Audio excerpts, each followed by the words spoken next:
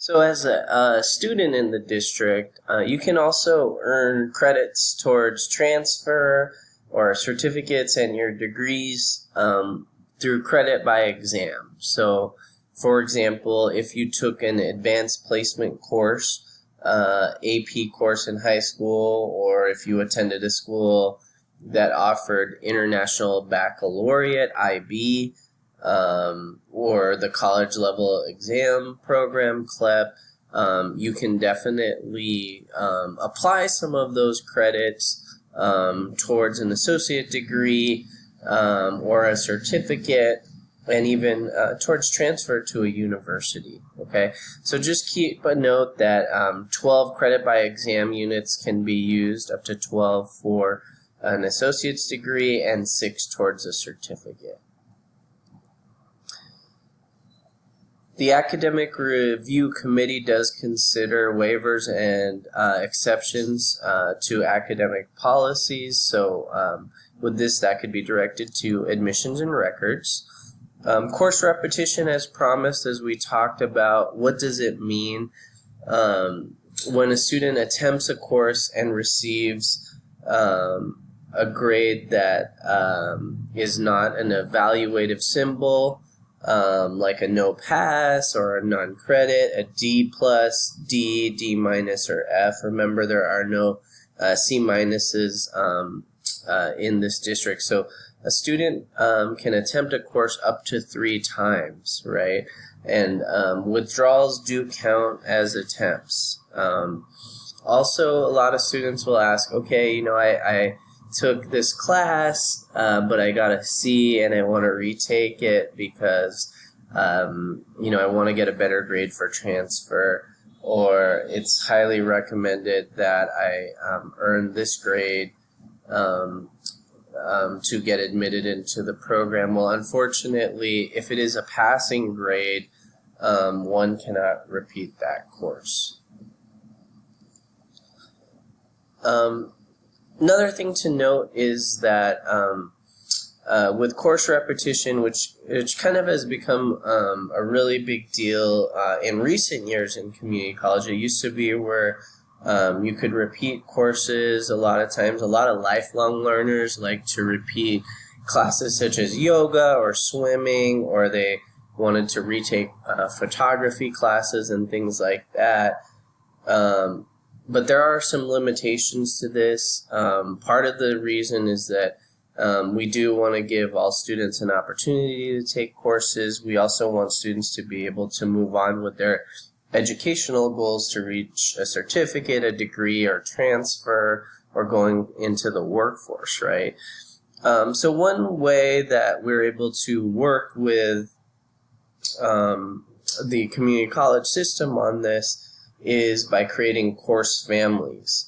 So what we've created are courses for different levels, where students can start at beginning levels and work their way up and improve. So for example, with weight training on the screen here, Fitness 201, if a student did want to repeat weight training multiple times and improve, they should definitely start with the 201.1, and then in another semester, if they wanted to continue, enroll in 201.2, then 201.3, and 201.4.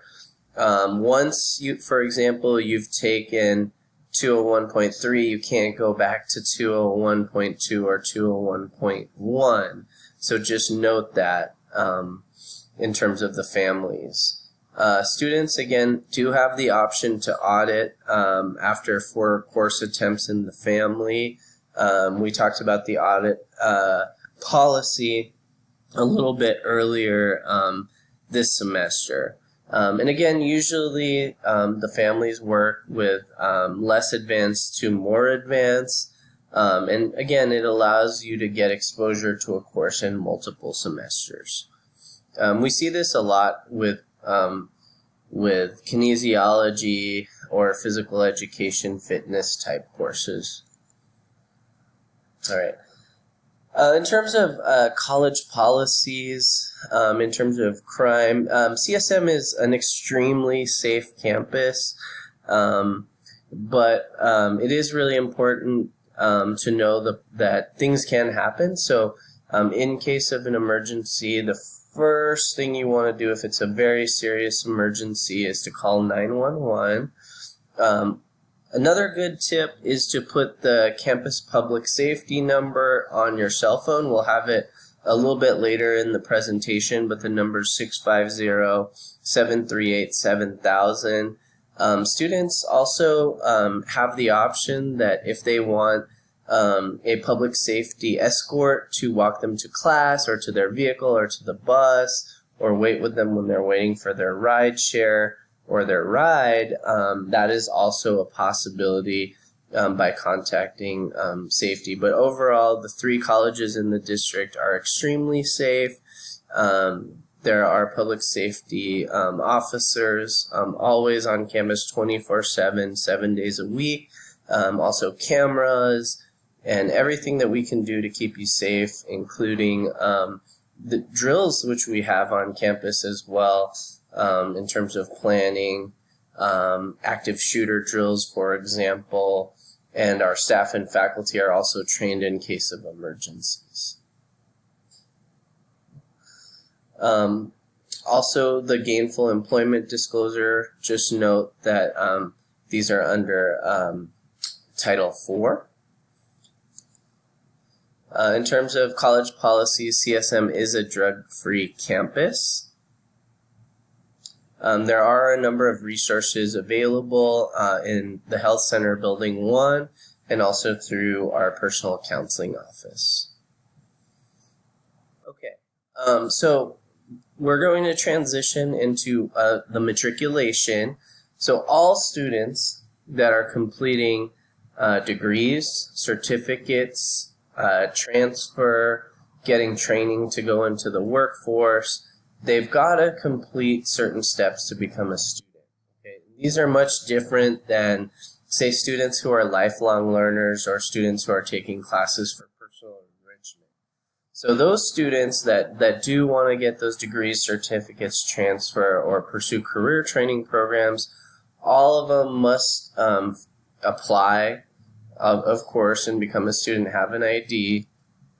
Again, today, the assessment is primarily done by looking at transcripts, high school grades, previous college coursework, and now placement testing is almost eliminated. So under assessment, just note that there are very few placement tests right now in community colleges. Right now, ESL, English as a Second Language, is one of the few placement tests that are still around because, again, they're using multiple measures for assessment. And the reason for this is because those tests don't necessarily indicate how well a student will do academically. Actually, the grades or prior coursework tend to be better indicators, we've found. And it's actually law now in California through Assembly Bill 705. All students do have to go through a mandatory college orientation. These are available in person, but now, of course, with students who are working or in school during the day or traveling a great distance, we do have online options just like we have online courses. Students before enrollment must meet with a counselor. There are also counselors in the Disability Resource Center. This is really important if you have maybe an IEP from high school or 504 plan or a learning disability. You can actually connect with a DRC counselor. There are also extended opportunity programs and services counselors that are available for students in that program. A student educational plan, when you come on as a student, all of you should have gotten at least an abbreviated 1-semester student educational plan. And what you want to do, and one of the assignments in this class is actually to do a student educational plan. If you've identified your goal and major, I would highly recommend, if you haven't already, to do a comprehensive student educational plan.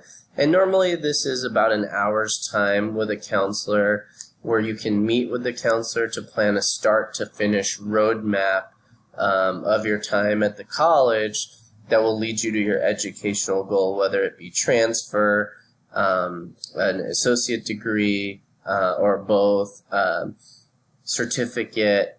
So really meet with your counselor at least one semester. Also, we do have a number of services and programs that are available. Again, in our Accessing Student Services assignment, you learned a lot about those, including the Disability Resource Center, Learning Center. If you have previous coursework from another college, you can get your transcript evaluated. Again, there are interventions that are available for students. We talked about academic probation and dismissal. We do have support and interventions available through workshops and counseling too. Okay, oops.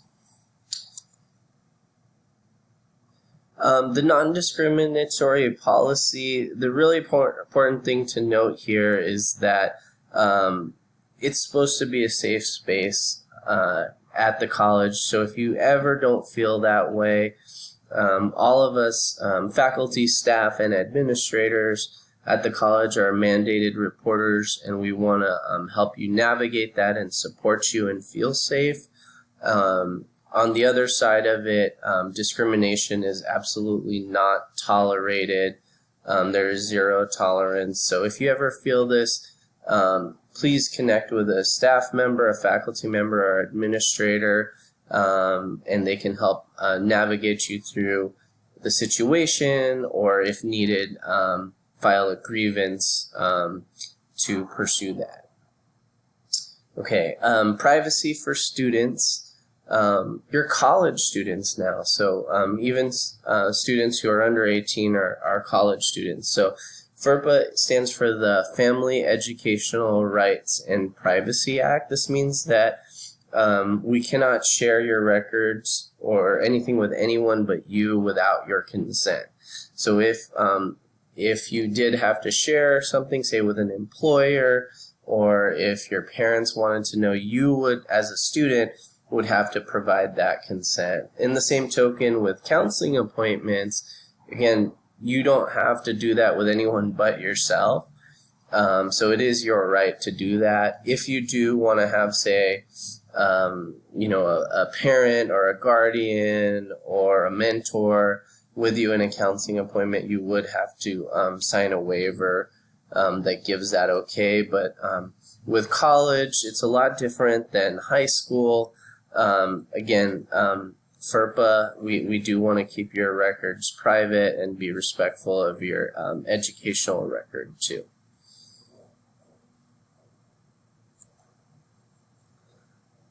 Okay.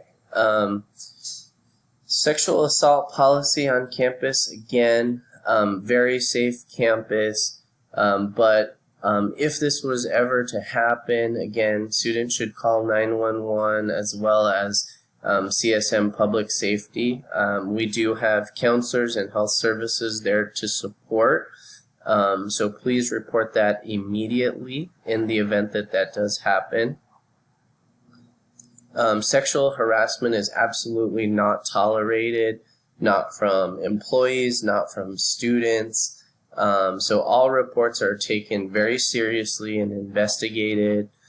We do have folks at the district office and at each college level that do investigate this, and that reports can be submitted to.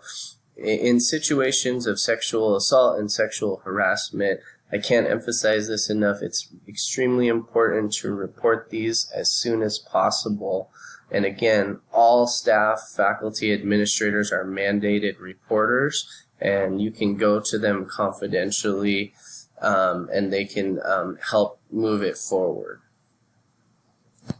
and also provide support to you.